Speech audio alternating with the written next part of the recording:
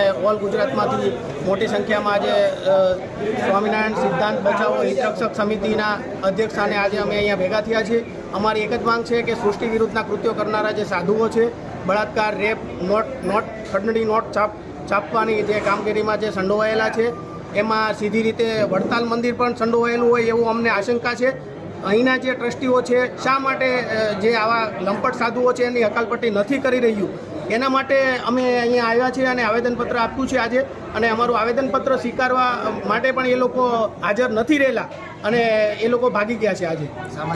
કોને આવેદનપત્ર આપ્યું અત્યારે? આવેદનપત્ર અત્યારે ટ્રસ્ટીઓ હાજર નહોતા, એમના વતી એમના મેનેજર હતા, એમને આવેદનપત્ર આપ્યું છે. અમને અત્યારે અમે 7 દિવસનું અલ્ટિમેટમ આપ્યું છે. 7 દિવસમાં જો આમનો આ નિકાલ નહીં આવે તો અત્યારે ગાંધી સિંધિયા માર્ગે અમે આગળ વધી રહ્યા છીએ.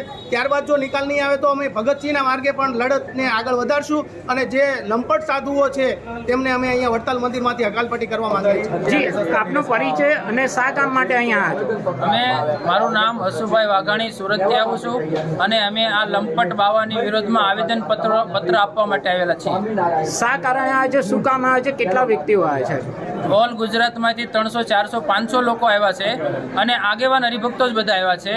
અને આ લોકો લંપટ બાવાઓ 2 દિવસે 4 દિવસે પેપરને પાને આવે અને અમારે નીચે જોયા જેવું થાય, જે ખરાબ કૃત્ય કરે છે એના વિરોધ કરવા માટે અમે આવ્યા છીએ. ઓકે.